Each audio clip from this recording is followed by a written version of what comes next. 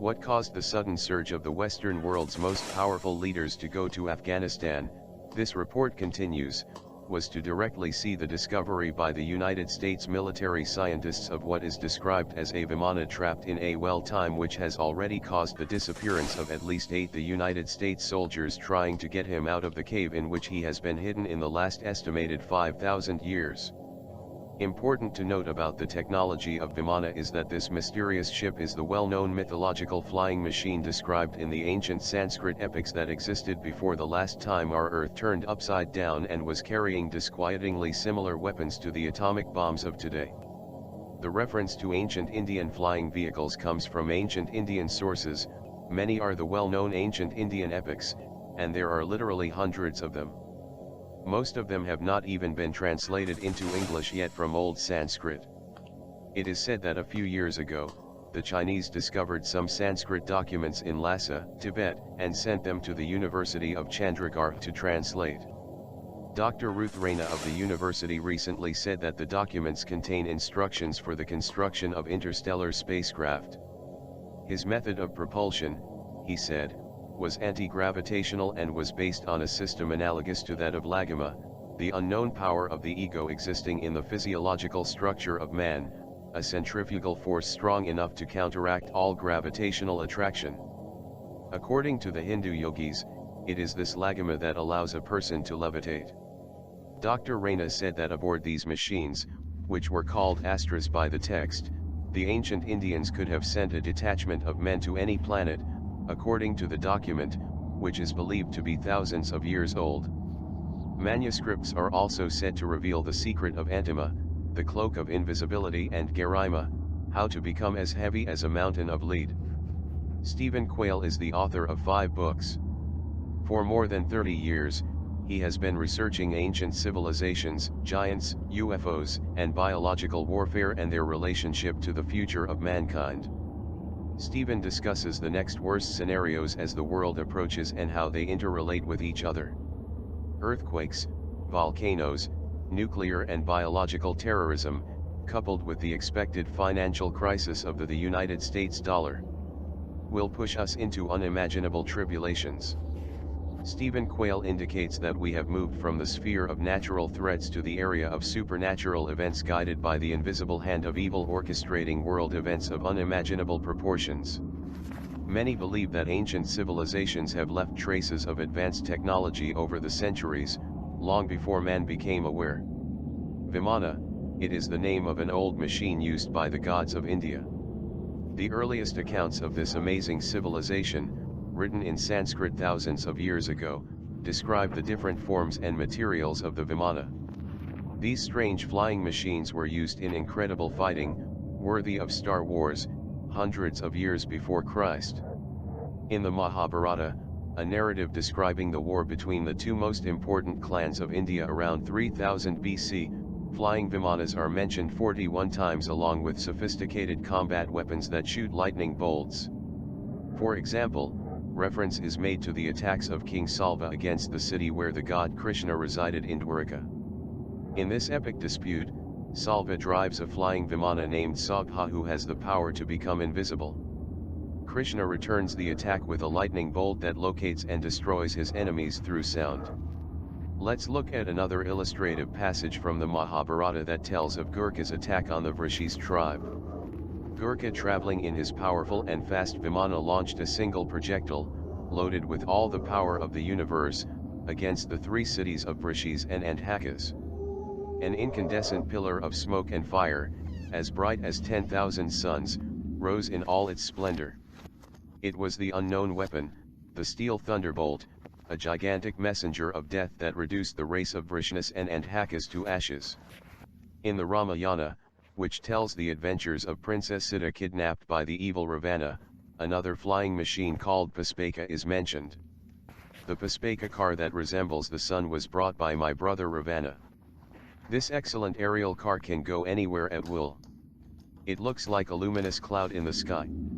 And King Rama had it and rose with it towards the highest atmosphere. While the text does not qualify this flying car as a Vimana, could be another flying machine that used the same principles of the famous Vimana. Illustration of what could have been the Puspaka of Ravana. According to Dr. V. Raghavan, former professor of Sanskrit of the University of Madras, there are many documents in Sanskrit, dated hundreds of years ago, proving that extraterrestrial visitors were in ancient India.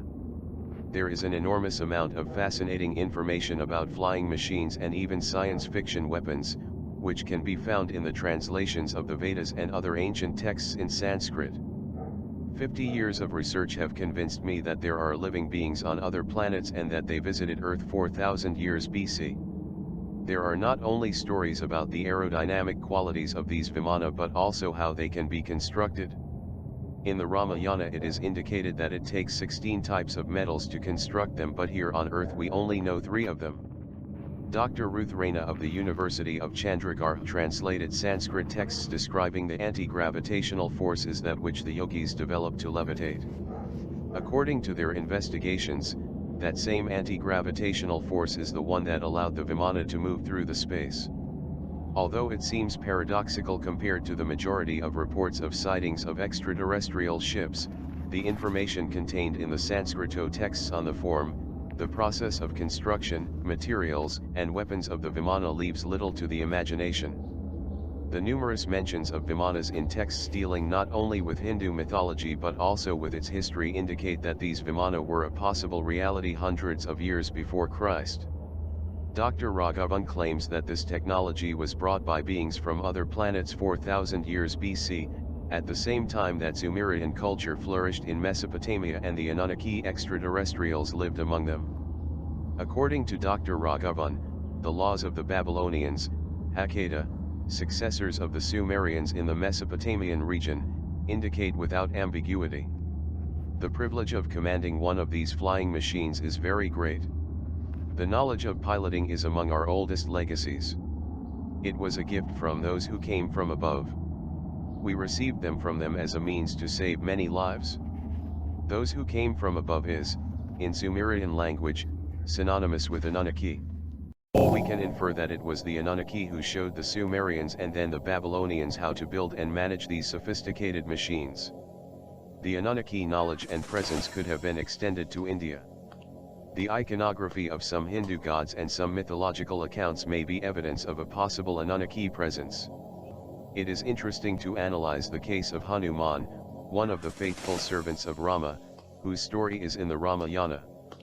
Hanuman was an intelligent monkey man who could communicate, had powers, and who led an army of monkeys against the lair of Ravana in present-day Sri Lanka. Could Hanuman be the fruit of another Anunnaki experiment? It should not be forgotten that in the story of Gilgamesh, Sumerian hero, this travels accompanied by Enkidu, a being with Neanderthal characteristics that could be a kind of Hanuman. Can we say that the Hindu texts narrate events that actually happened? A few years ago, an investigation by Michael Cremo confirmed that the alleged bridge between India and Sri Lanka, which according to the Ramayana was built by Hanuman and his army of monkeys, is submerged off the coasts of South India.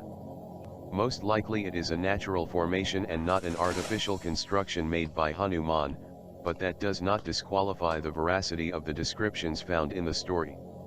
In fact, many of the characters mentioned in these stories have been historical figures, as the supposed god Krishna himself assumed human form and participated in the great battle of Mahabharata.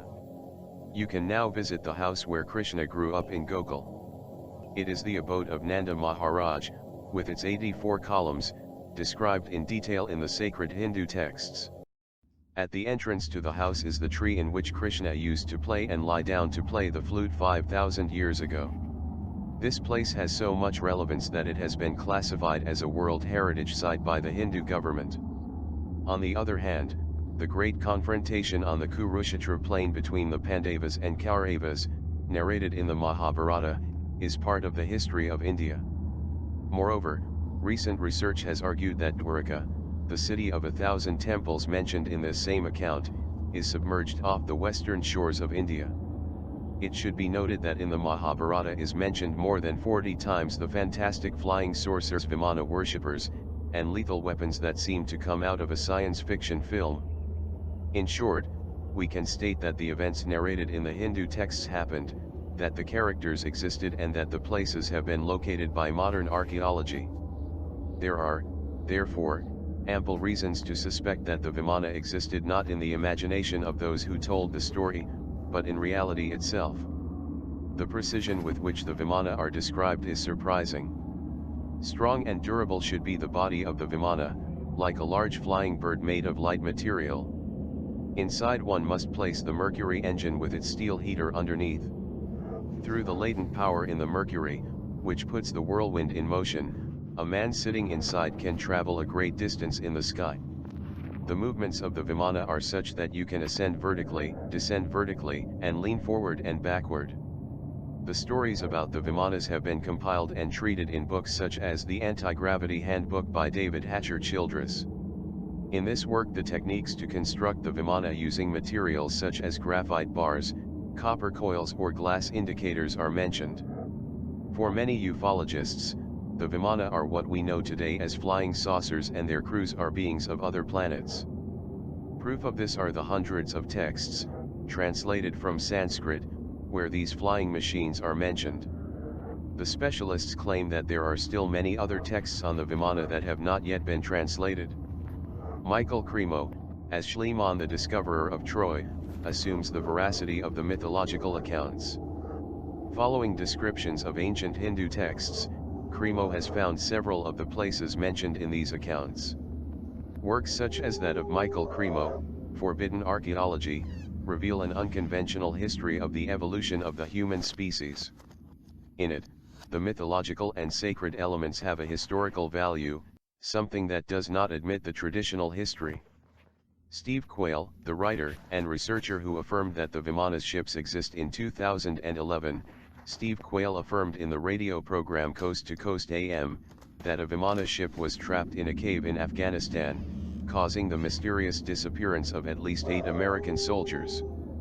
There is a war going on. China, Russia and the United States, everyone is competing to have the old Vimana technology in their possession, Quayle said in a statement. Radio show.